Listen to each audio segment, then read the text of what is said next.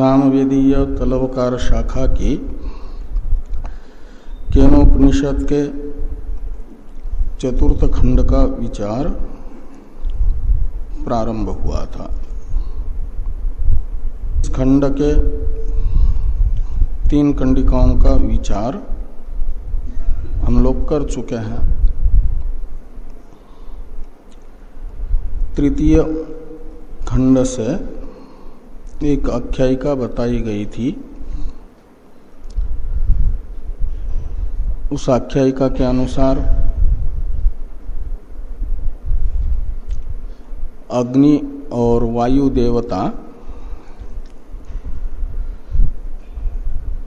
यक्ष रूपधारी ब्रह्म का ठीक ठीक परिचय प्राप्त नहीं कर पाए। देवताओं के आग्रह पर इंद्र यक्ष रूपधारी ब्रह्म का विशेष ज्ञान प्राप्त करने के लिए यक्ष के पास आए तो यक्ष तिरोहित हो गए, अंतर्धान हो गए।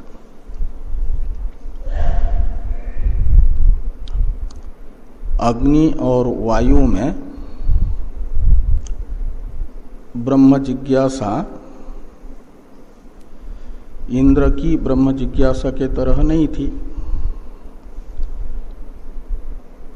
आपात ब्रह्म जिज्ञासा अग्नि और वायु में थी, अन्य के कथन से। इंद्र में फल पर्यवसायी ब्रह्म जिज्ञासा है, इसलिए इंद्र यक्ष के अंतर्धान काल में जहाँ पर थे वहीं ब्रह्म चिंतन करते हुए ब्रह्म जिज्ञासा से संपन्न होकर के रहे।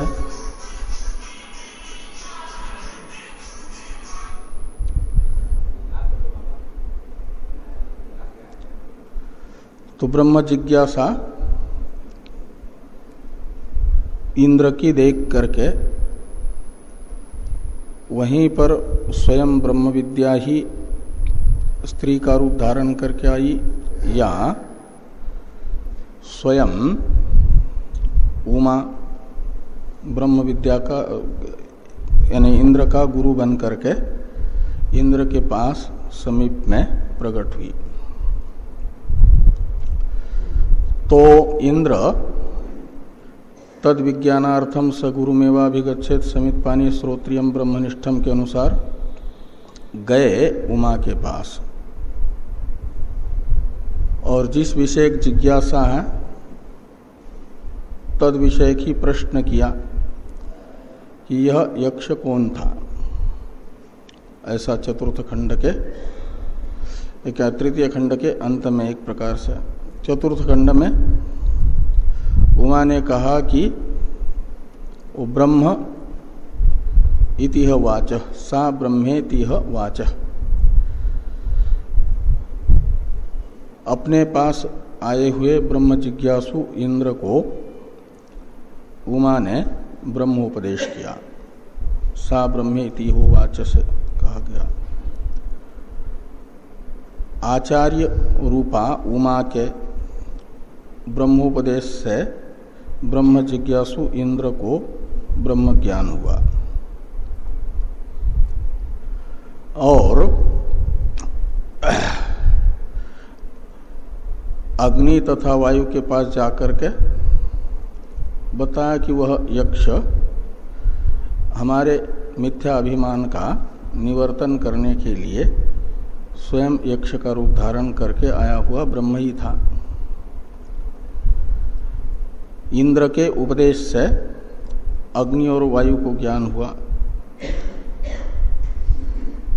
तो देवताओं में ये 3 देवता जिस कारण से यक्ष रूपधारी ब्रह्म के साथ संवाद करने में, चाक्षुष दर्शन करने में भी समर्थ हुए, और अनंतर उस यक्ष को ब्रह्म रूप से जानने में भी समर्थ हुए। उसी कारण कहा गया कि अन्य देवताओं की अपेक्षा यह तीन देवता उत्कृष्ट है, विशिष्ट है। और इन 3 देवताओं में भी इंद्र को प्रथम बोध हुआ है, इसलिए इंद्र प्रधान है, मुख्य है। इंद्र के अंदर फल पर्यवसायी ब्रह्म जिज्ञासा थी, इसलिए फल पर्यवसायी ब्रह्म जिज्ञासा संपन्न इंद्र होने से इंद्र, अग्नि और वायु इन दोनों में भी उत्कृष्ट है। ये चर्चा हो गई। अब मुख्य रूप से तो उत्तर ग्रंथ पहले संबंध भाष्य में बताया गया था कि जो मंदमती हैं, जिनकी बुद्धि निर्गुण निराकार ब्रह्म का मय के रूप में ग्रहण करने में असमर्थ है, उन्हें सगुण ब्रह्म उपदेश करने के लिए सगुण ब्रह्म का विधान, ब्रह्मोपासना का विधान करने के लिए उत्तर ग्रंथ प्रारंभ हो रहा। तो ब्रह्म स्वयं निर्गुण है, उसमें उपाधि निमित्तक होता है गुण, और उन्हीं गुणों को लेकर के ब्रह्म का होता है चिंतन। फिर उपाधि को छोड़ करके सोपाधिक ब्रह्म का चिंतन करते करते योग्यता आ जाती है बुद्धि में, तब उपाधि से विवेक करते हुए उपहित मात्र का ग्रहण किया जाता है। उससे पहले उपाधि विशिष्ट का चिंतन होता है। सोपाधिक में गुण है कहीं एक, उनमें से सभी उपासना के प्रकरण में, सभी उपासनाओं में सभी गुण चिंतनीय नहीं होता है। शास्त्र जो गुण बताएगा चिंतन के लिए, उस गुण से विशिष्ट ब्रह्म का चिंतन किया जाता है। तो यहाँ अधिदैव उपाधि तथा अध्यात्म उपाधि भेद से अलग अलग गुण बताए जा रहे हैं ब्रह्म चिंतन के लिए। मंद अधिकारी ब्रह्म चिंतन कर सके इसके लिए। तो पहले अधिदैव उपाधिक ब्रह्म में विद्यमान जो गुण है, उन 2 गुणों को यहाँ पर चतुर्थ कंडिका में बताया जा रहा है।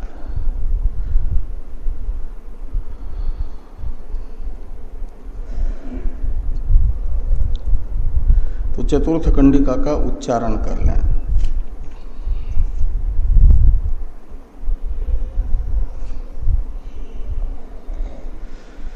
तस्यैष आदेशो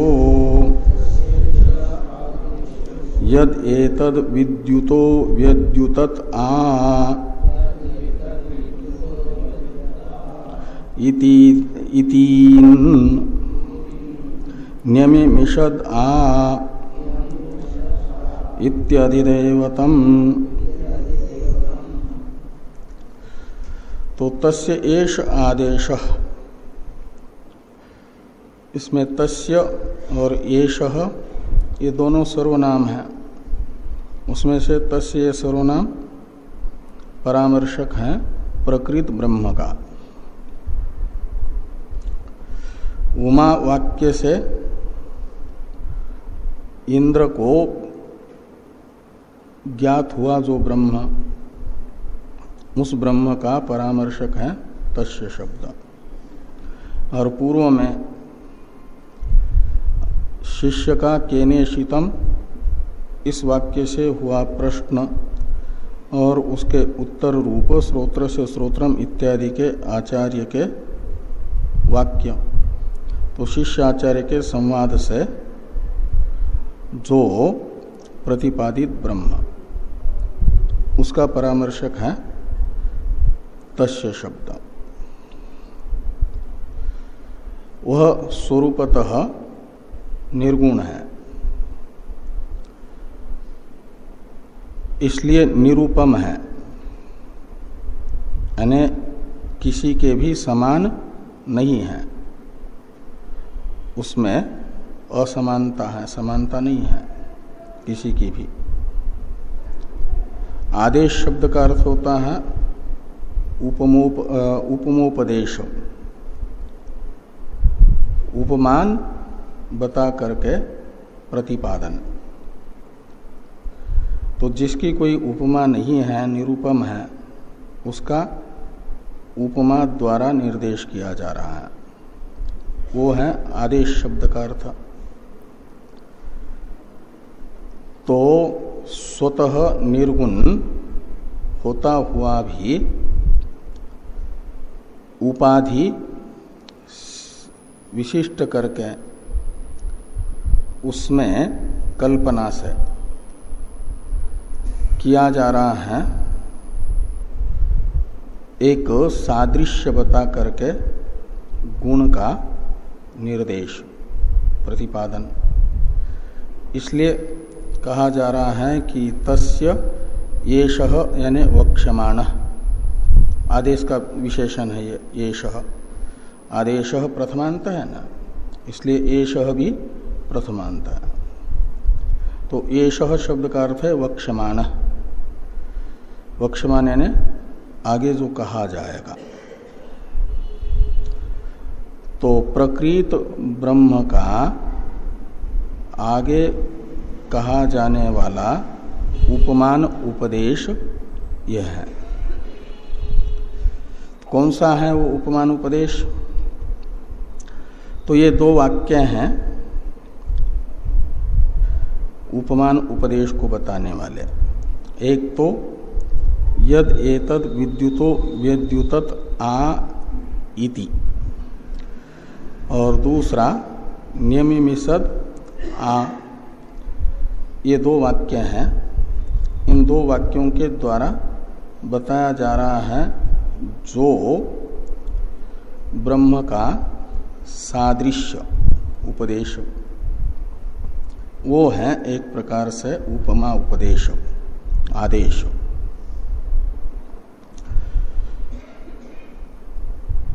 तो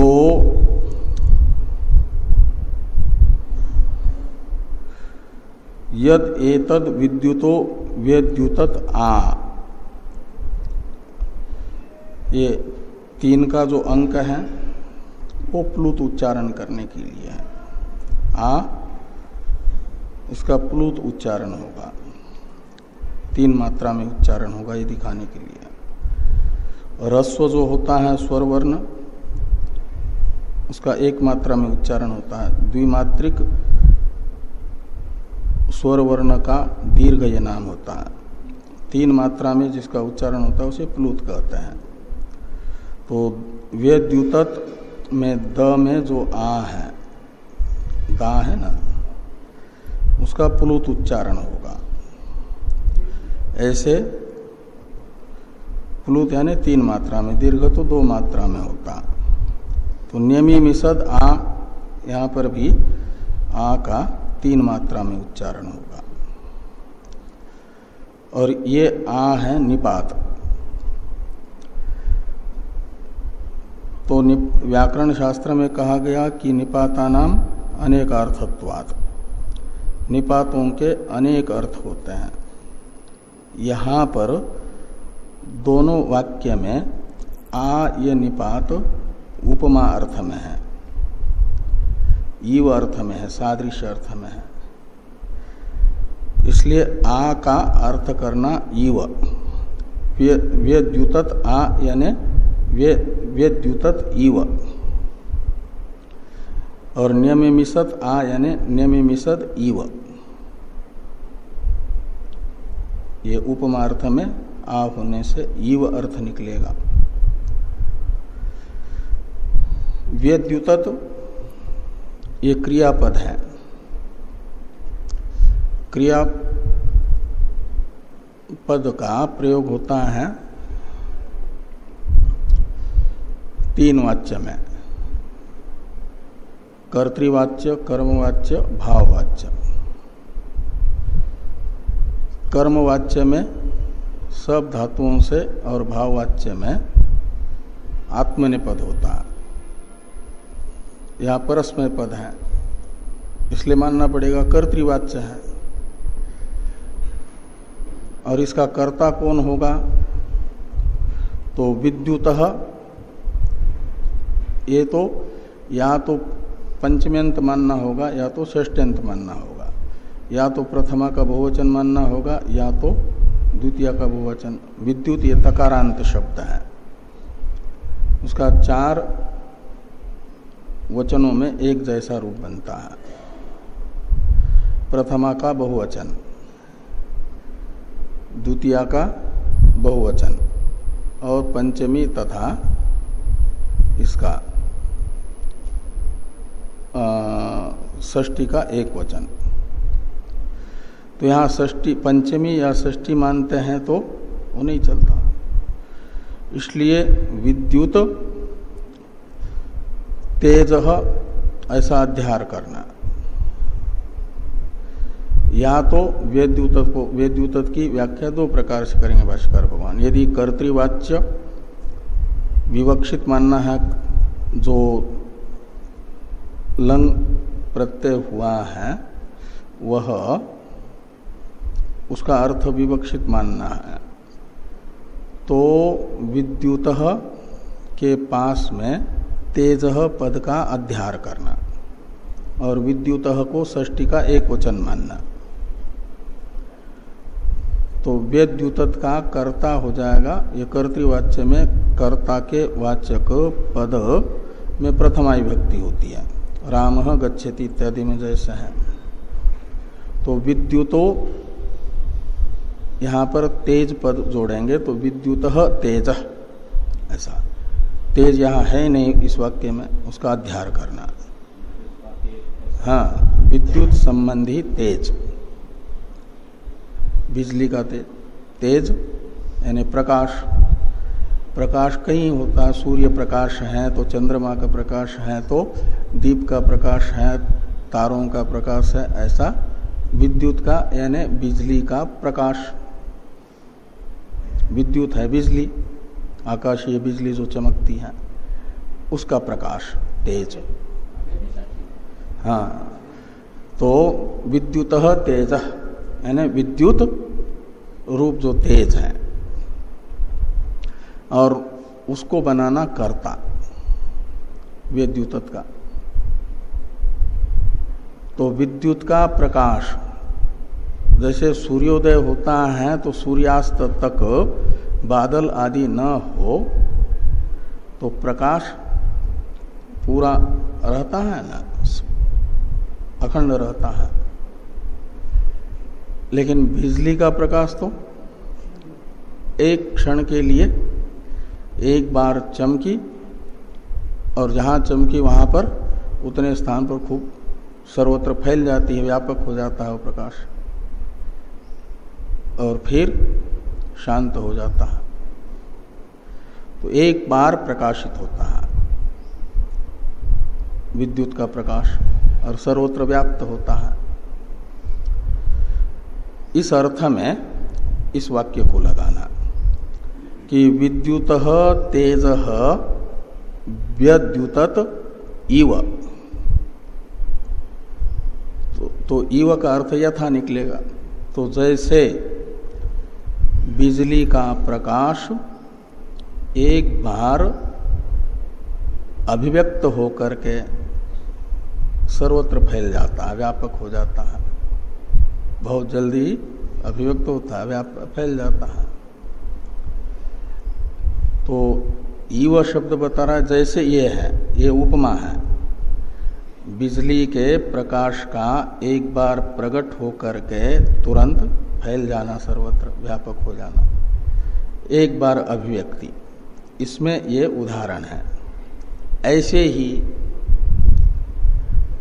ये जो देवताओं के मिथ्या अभिमान का निराकरण करने के लिए ब्रह्म अनेक बार प्रकट नहीं हुआ,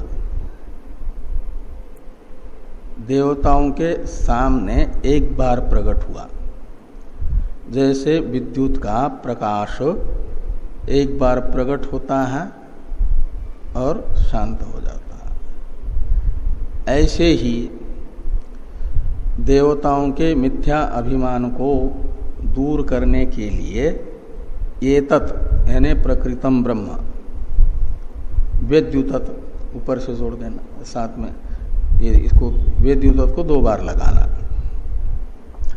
कि विद्युत का तेज जैसे सकृत अभिव्यक्त होता है ऐसे ही देवताओं के आकार निकलेगा इव यथा, और फिर ऊपर से तथा का अध्ययन करना पड़ेगा, तथा ये तत् वेद्युतत्, ये तत् यानी प्रकृतम ब्रह्म, वेद्युतत् यानी देवताओं के मिथ्याभिमान की निवृत्ति के लिए एक बार अभिव्यक्त हुआ विद्युत के प्रकाश के तरह और तत्काल अभिव्यक्त हुआ। ये इति यानी इत्याकारक, यत यानी यह सामान्य नपुंसक है, उसको यह ऐसा पुल्लिंग बना देना। तो इति के साथ यत का अन्वय करना, इति यह आदेश, इति यह स तस्य आदेश यानी उपमोपदेश। तो ये जो उपदेश है ब्रह्म का, यह आदेश है यानी उपमा उपदेश है, एक उपमा उपदेश है ये। तो इस वाक्य का अन्वय हो गया ना कि विद्युतः तेजः वेद्युतत् यथा तथा ये तत् वेद्युतत् इति यह उपदेश स तस्य आदेश, ऐसा ये एक वाक्य बनेगा। थोड़ा अध्ययन करके कि जैसे विद्युत का प्रकाश सकृत शीघ्र ही अभिव्यक्त होता है, ऐसा देवताओं के मिथ्याभिमान को निवृत्त करने के लिए ब्रह्म, प्रकृत ब्रह्म उनके सामने अभिव्यक्त हुआ बिजली के प्रकाश के तरह।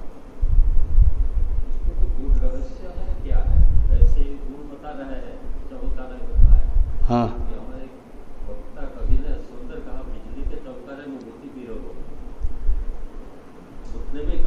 हाँ, हाँ, गंगा सती ने कहा है ना। तो ब्रह्म का ऐसे ही प्रकाश होता है। हाँ, तो ऐसे ही प्रकाश होता है ब्रह्म का।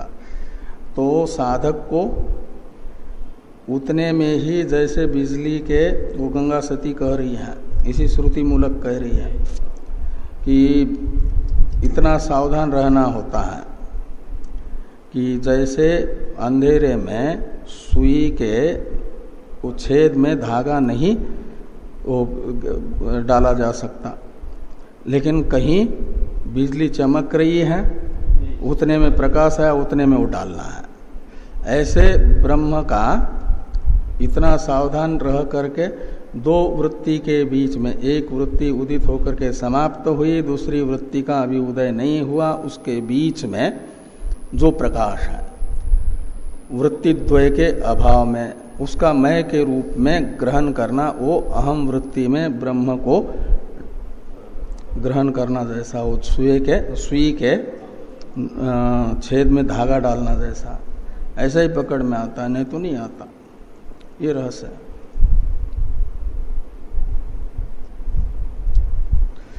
तो तस्य एष आदेशो यद एतद विद्युतो वेद्युतत् इति, यानी इति यह उपदेश स तस्य आदेश एक हुआ।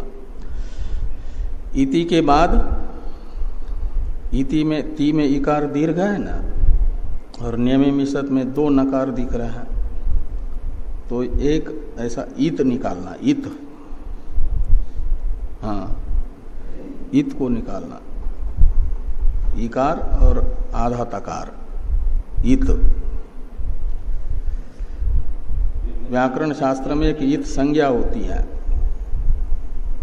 हलंत्यम इत्यादि सूत्रों से उपदेश अनुनासिक इत होती है कि नहीं, इत संज्ञा, उसमें जो इत है वैसा ही इत यहां पर निकालना। ये इत भी निपात है। तो जैसे आ निपात है ना, ऐसे इति शब्द भी निपात है। वो च जैसे समुच्चय अर्थ में होता है, ऐसे इत निपात भी समुच्चय अर्थ में है। इसलिए भाष्यकार भगवान कहेंगे इत शब्द समुच्चयार्थ। ईत था वो तकार को नियमिसत आगे नकार होने से व्याकरण शास्त्र में एक सूत्र आता है, वो येरोनुनासिके ननुनासिक होगा। अनुनासिक पर में है तो अनुनासिक होता है, तकार को नकार हो गया। तो लेकिन जब पदच्छेद करेंगे तो इति में तकार में इकार रस्व हुआ करता है, और एक ईत वाला रस्व इकार है, दोनों मिलकर के दीर्घ हो गए हैं। लेकिन जब अलग अलग करेंगे इसे पदच्छेद कहा जाता है, तो निकलेगा इत, इति इत। और इत का अर्थ है, ये दो वाक्य के द्वारा दो उपमा बताई जा रही है, यहाँ दो उपमा उपदेश है। उन दोनों उपमा उपदेश का समुच्चायक है ईत ये निपात, वो समुच्चय बताता है।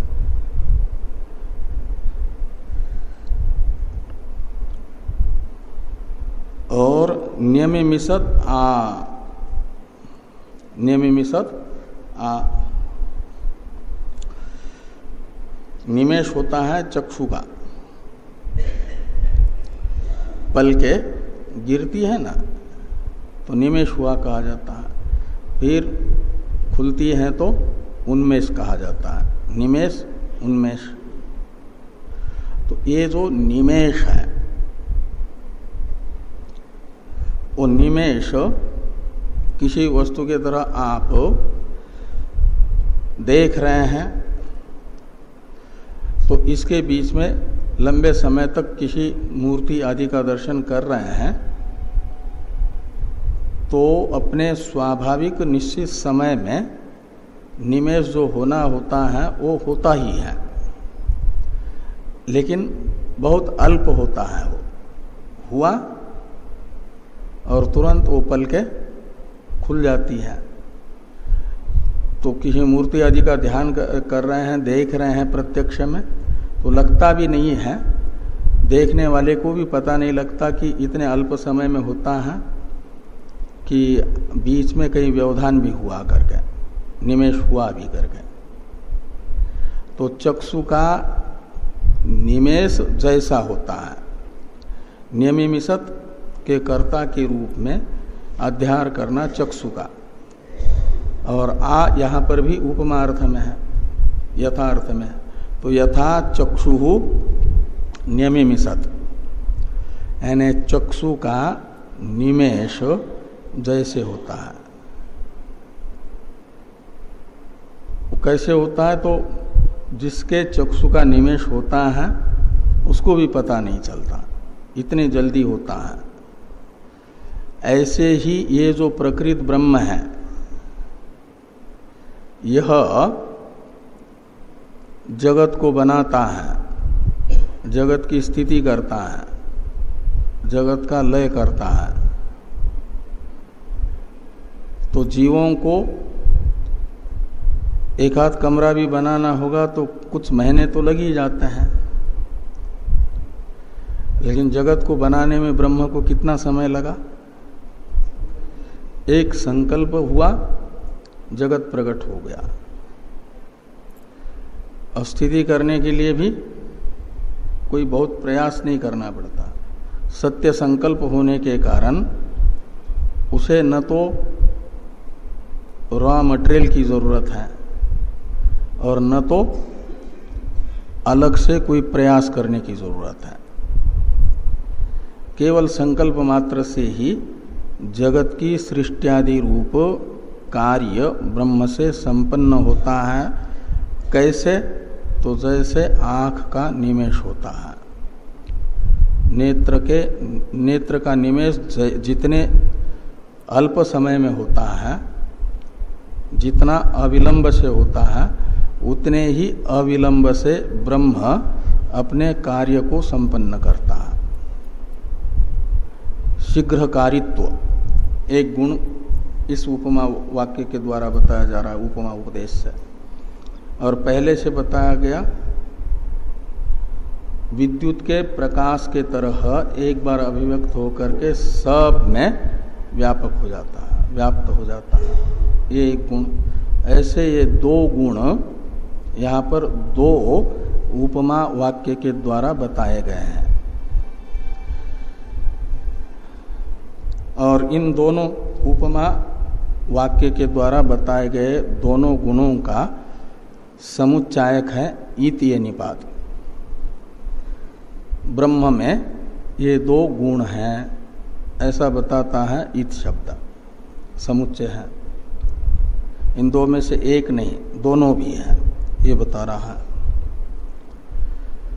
तो यहाँ पर भी इति शब्द है, इसके साथ भी यद एतत् में जो यत है उसको ले आना। इति यह उपदेश स तस्य आदेश, ऐसा अन्वय करना। स तस्य आदेश, क्योंकि इस शब्द से वक्षमान कहा था ना, वो वक्षमान उपदेश कौन है, तो ये दो वाक्य के द्वारा। और ये दोनों भी गुण सकृत अभिव्यक्त होकर के व्याप्त होना और आपका शीघ्रकारित्व, ये सगुण ब्रह्म में है। लेकिन यह है सगुण निराकार कारण ब्रह्म। कारण ब्रह्म भी जैसे ही अपने संकल्प मात्र से कार्य को अभिव्यक्त करता है तो उसमें विद्युत का प्रकाश जैसे अभिव्यक्त होकर के सर्वत्र फैल जाता है, ऐसे ही ये फैल जाता है, व्यापक हो जाता है, सभी कार्यों में अन्वित होता है ना, ये बताया गया है। तो ये सगुण निराकार ब्रह्म का चिंतन, जो निर्गुण निराकार का चिंतन नहीं कर सकता, उसका ग्रहण नहीं कर सकता, उसके लिए फिर एक कारण उपाधि को शुद्ध सत्व प्रधान उपाधि को ले करके किया जा रहा है उपदेश। ये है उपमान उपदेश, ये है अधिदैव उपदेश। शुद्ध सत्व प्रधान प्रकृति की अवस्था जिसे माया कहा जाता है, ये मायोपाधिक ब्रह्म का उपदेश हुआ ना। इसलिए मायोपाधिक ब्रह्म है एक प्रकार से देवता शब्द का अर्थ। सा ऐसा परा देवता इत्यादि में देव शब्द से ब्रह्म को लिया जाता है ना। इति अधिदैवतम, इसमें जो अधिदैवत है का अर्थ है देवता शब्दित, और देवता से लेना छांदोग्य उपनिषद के 6ठे अध्याय में परा देवता जिसको कहा गया, सत को, ब्रह्म को ही, तेजादि जगत का उत्पादक जो ब्रह्म है अपने संकल्प मात्र से, उसी को देवता कहा गया। तो देवता और अधि शब्द का अर्थ है तद विषयक, तो देवता शब्दित ब्रह्म विषयक ये उपदेश है। अधिदैव उपाधिक ब्रह्म का यह उपदेश है, उपमोपदेश है। थोड़ा भाष्य है, भाष्य को देखिए।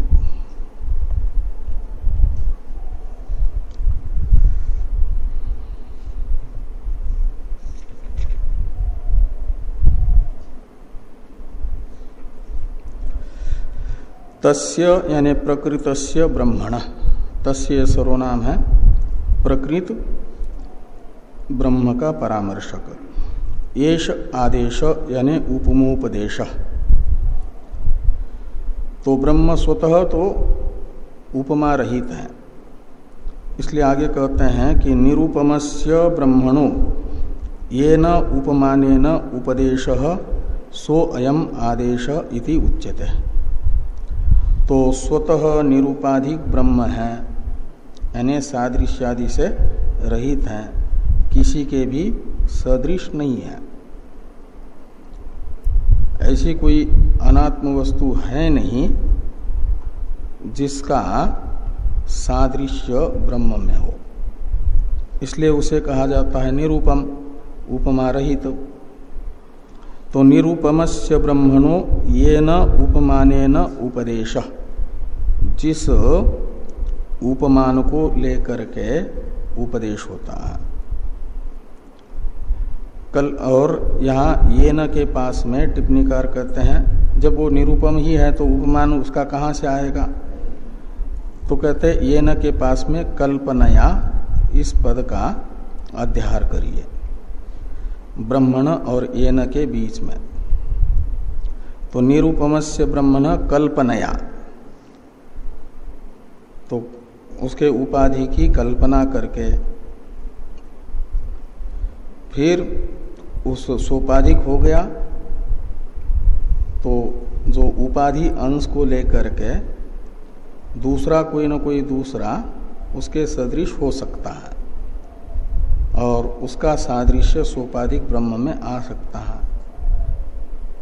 और ये शुद्ध सत्व प्रधान प्रकृति की अवस्था माया शब्दित तद उपाधिक ब्रह्म में सादृश्य किसका होगा, तो बताया कि विद्युत के प्रकाश का और निमेष का, चक्षु के वो शीघ्र कारित्व रूप एक सादृश्य, और जैसे निमेष शीघ्र ही होता है ऐसे शीघ्र कारित्व, और दूसरा वो एक बार अभिव्यक्त होकर के सर्वत्र व्याप्त होना रूप। तो कल्पनया ये न उपमानेन उपदेशः, कल्पना से जिस उपमान को लेकर के उपदेश होता है उसे कहा जाता है उपमा उपदेश, आदेश। तो कहा किन तत्, यह उपमा उपदेश कौन है, आदेश कौन है, तो आदेश को बताने के लिए वाक्य है यद एतद इत्यादि। इसका अन्वय अर्थ कर रहे हैं कि यद एतत् प्रसिद्धम लोके विद्युतो वेद्युतत्, यानी विद्योतनम कृतवत इति एतत् अनुपपन्नम। कहते हैं वेद्युतत् शब्द का अर्थ होता है व्याकरण शास्त्र के अनुसार विद्योतनम कृतवत। वेद्युतत् का अर्थ है विद्योतन, द्युत धातु है प्रकाश अर्थ में, ज्ञान क्रीड़ा विजिगिषा ऐसे कई एक अर्थ है उसके, उसमें एक वो भी आता है प्रकाश अर्थ। तो विद्योतन किया, ये वेद्युतत् का अर्थ निकलता है। लेकिन जब तक तेज पद का अध्यार नहीं करेंगे तो वेद्युतत् शब्द का विद्योतन कृतवत ये अर्थ नहीं निकल सकता। इसलिए बिना तेज के अध्यार के भी ये अर्थ निकल सके ऐसा करना है यदि, तो वहाँ कर्ता रूप जो अर्थ है प्रत्यय का उसकी अविवक्षा करेंगे। प्रत्यय अर्थ की अविवक्षा और केवल प्रकृति अर्थ जो धातु है उसी की विवक्षा करेंगे।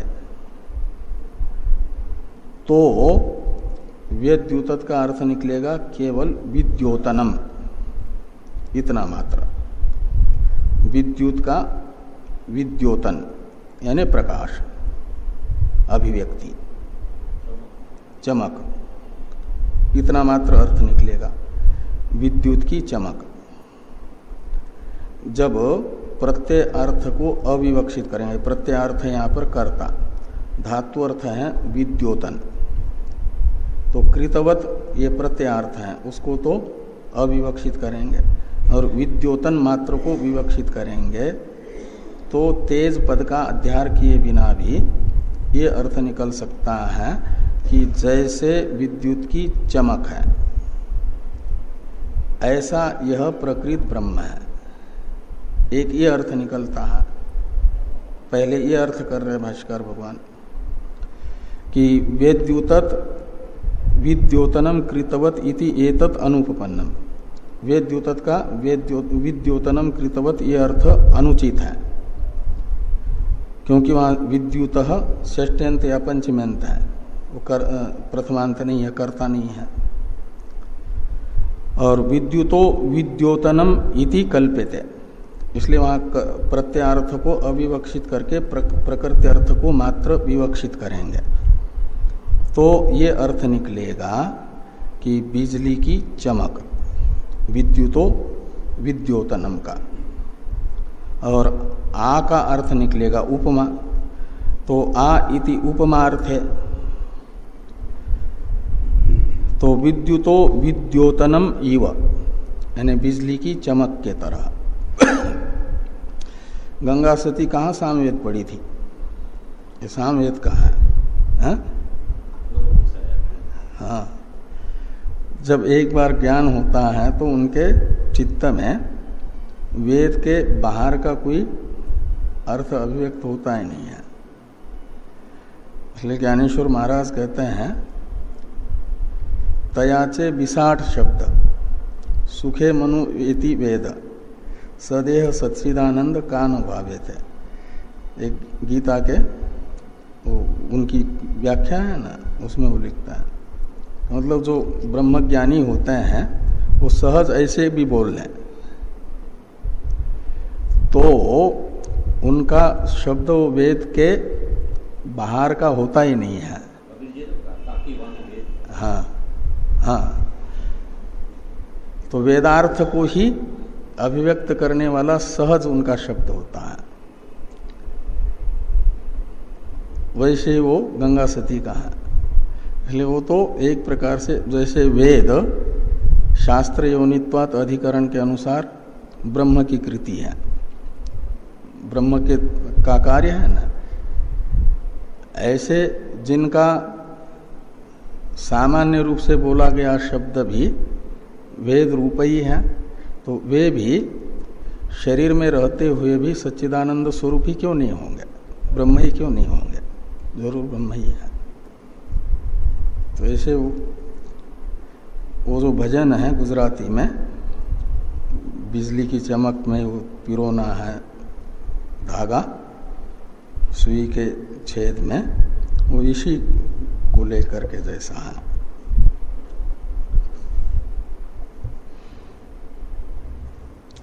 तो आ इति उपमार्थे,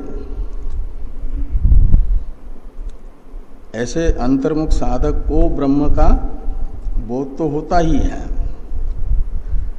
वेदांत चिंतन करते करते, स्वाध्याय करते, अंतर्मुख है तो। लेकिन एक बार लक्षित होने के बाद अनात्मा के जो संस्कार होते हैं, संशय विपर्य प्रमेय के विषय में होते हैं, उसके कारण वो भूल जाता है, उसी को पकड़ करके नहीं रहता। उसके कारण फिर आवृत्ति असकृत उपदेशात ये बनाया है।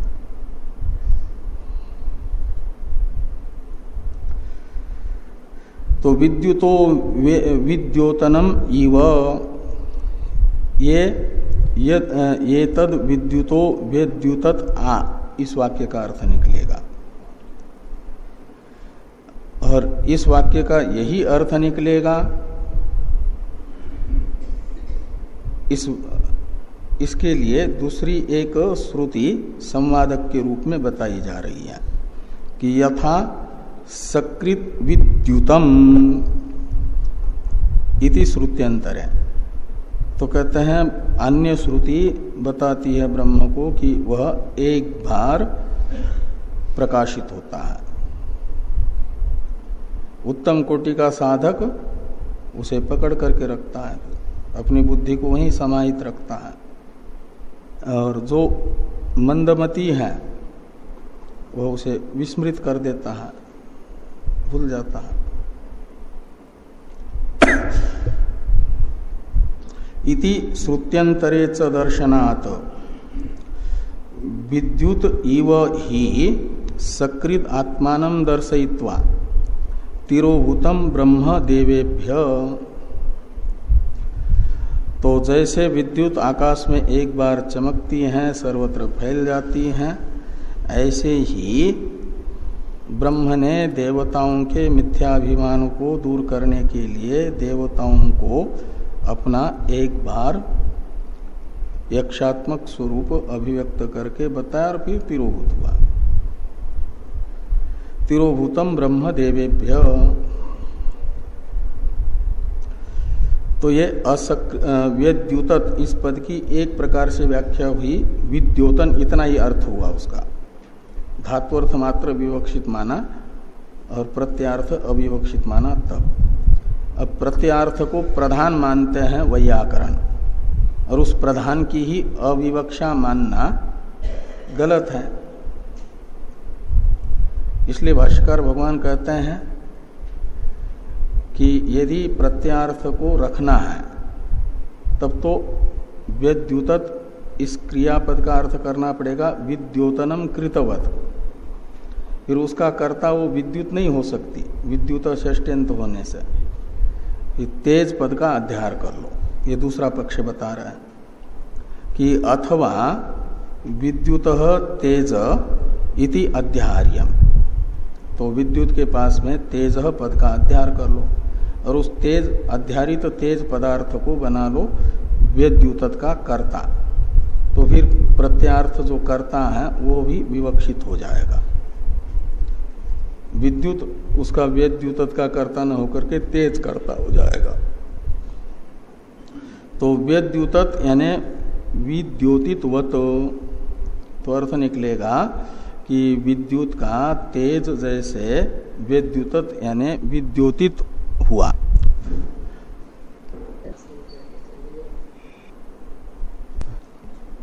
ओम आप्यायन्तु ममांगानि वाक्प्राणान्